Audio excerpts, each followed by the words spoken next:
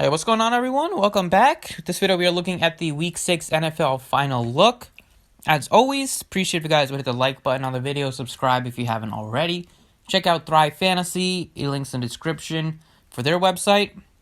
And use a promo code DFS Process to get a deposit match up to $50 for first-time users. You can check out my website, links in the description there. Twitter, it's at the DFS Process. And without all that being said, let's get started with the video. So, at quarterback, as always, we have 6 guys that I'm kind of keen in on this week. At the top, it's Aaron Rodgers at 7,500 against Tampa Bay. Like the spot for him and this, just the game nature of it. I'm expecting a competitive game, one where both offenses are going to be able to put up some points. Both offenses are super strong. Bucks are getting Godwin back this week. The Packers are getting Devontae Adams back this week. Rodgers has looked amazing so far this season. And with how tough the Bucks are against the run, I'm expecting Rodgers to have to throw the ball quite a bit, and that's something that he can do very well. So, love him at the top at 7,500. And the other guy that I like at the top is Deshaun Watson. He is 7K against Tennessee. That's another game where expecting a high-scoring game. The Texans' offense has looked a little bit better the last couple weeks. Watson has played a little bit better just after getting off that brutal schedule to start off the year with 4 tough opponents against 4 tough defenses. Last couple weeks, he looked fine. Last week, they got their first win. Hopefully, they can build off of that this week. The matchup is, going to be a little bit scary because the Titans have played well, but I think the Texans can keep pace with them. He's looked like he kind of built some sort of connection with some of his wide receivers last week, not named Will Fuller, so hopefully that will help that offense stay out there and sustain drives. And it looks like the Patriots will be able to play this week after having a bit of a scare. Cam Newton at 6,500 on DraftKings. That price tag looks nice, even though it's against a Denver team. Neither team plays at such a fast pace. But 65 for Cam Newton with all that upside that he brings with his legs, that is going to be something that I'm interested in. And then we have Matthew Stafford at 6,300. He is against Jacksonville. The price tag on him is really nice on the DraftKings side. And the matchup here is good, too. The Jacksonville Jaguars have been getting blown up and giving up a huge amount of points to not only quarterbacks, but to wide receivers against the ground. They just haven't been a super strong defense, to say the least. So I like Stafford a little bit and definitely prefer him a little bit. Might be my second least favorite quarterback out of the 6. I think Cousins might be my least favorite just because he's Kirk Cousins, we know. Even though they're projected to score a lot of points, that could just come from the running game. But I do like Cousins a bit more this week with how strong of a matchup it is against the Falcons and the fact that Dalvin Cook is out, so he might have to throw a little bit more this week. But the 2 guys that I'm really interested in are the 2 guys that are below 6K. Fitzpatrick, especially on DraftKings where you have to save a little bit more money. I think you can do that at the quarterback position with Fitzpatrick or Tannehill. Both quarterbacks are in pretty great spots and both have flashed some big-time ceilings so far this season and high floor, especially Fitzpatrick with besides week 1, he has dropped 25 plus in every single game besides that first week. So I think he looks really strong this week against a dreadful Jets defense. Moving on to running backs this week, Derrick Henry. Running back is not as strong as wide receiver this week. There's a ton of wide receivers that look great. At the running back position, I think Madison is my favorite. On both sites at 72 and 7K just against this Falcons team, they've given up over about 30 plus points per game. So far this season, the Vikings have a decent offense. It depends on if Thielen can keep it going. Him and depending on the play of Cousins, obviously. But Madison has looked great in backing up Cook, and now he gets a spot to shine here. Got 20-plus touches last week, even though Cook himself got 20-plus touches. So we know Zimmer loves to get his running game going, and especially this week against the Falcons, I think that's going to be a priority for them.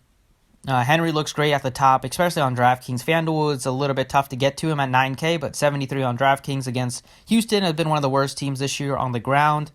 He looks great.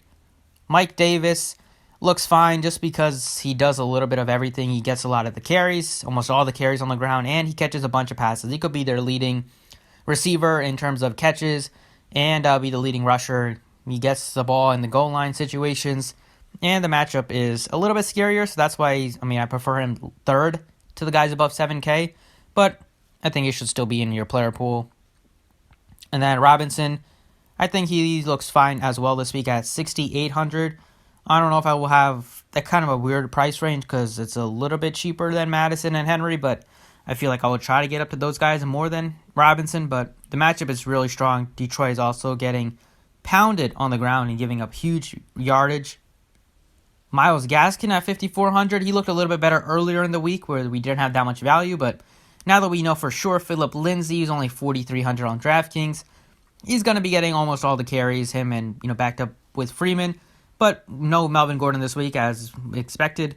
So Lindsay at 4,300 is just a plug and play on DraftKings. He's just too cheap for the ability that he has on the ground. He can also catch passes.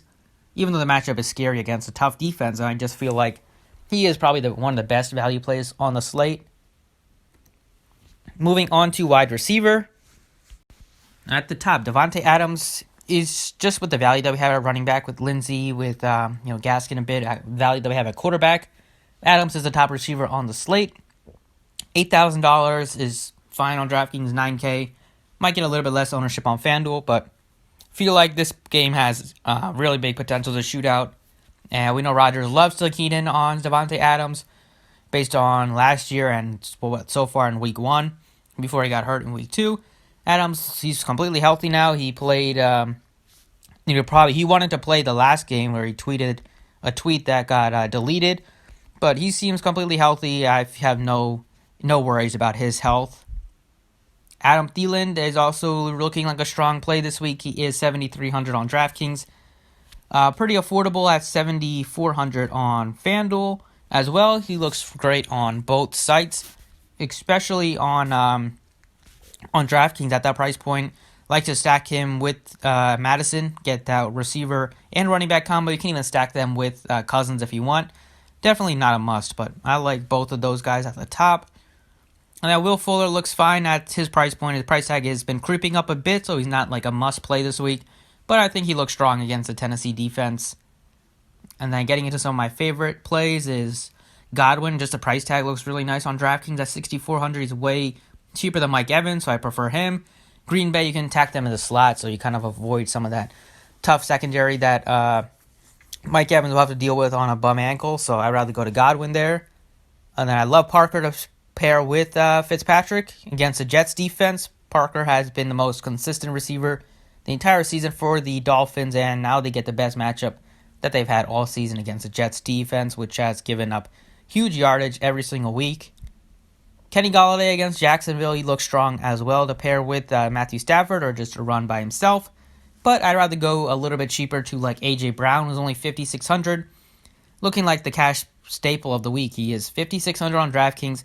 And Corey Davis is not suiting up again. He's out with an illness, so A.J. Brown will get a lot of the targets from Ryan Tannehill. It's literally him and Jonnu Smith are going to command most of the targets this week. So love A.J. Brown at that price point.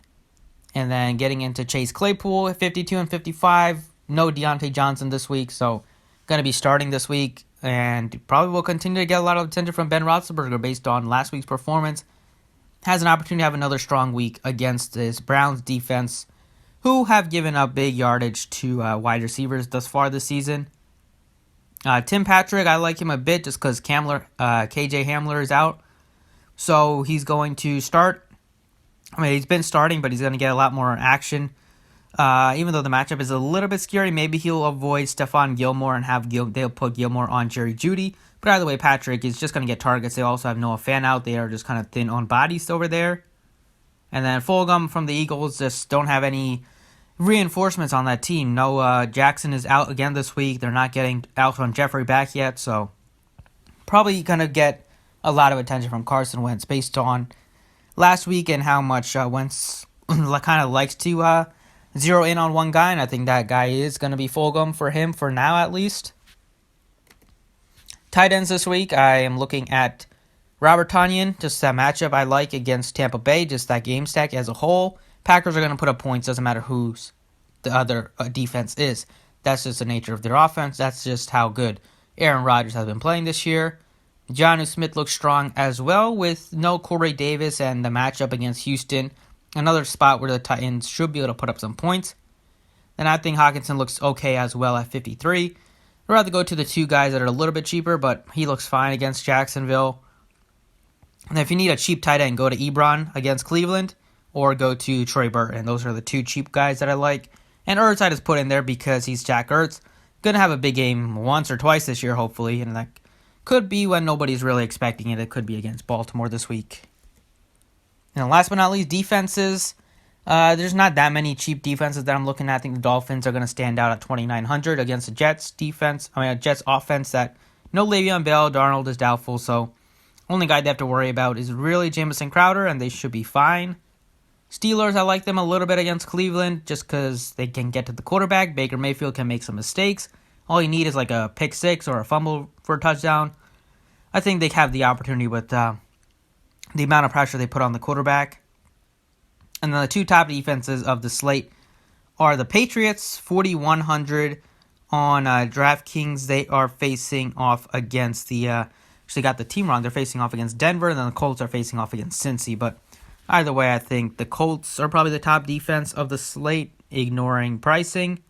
And I'll probably get to the Dolphins, though, just because they're super cheap. But that's it for me. Thank you for watching. I appreciate it. Hopefully, you guys enjoyed, and good luck today.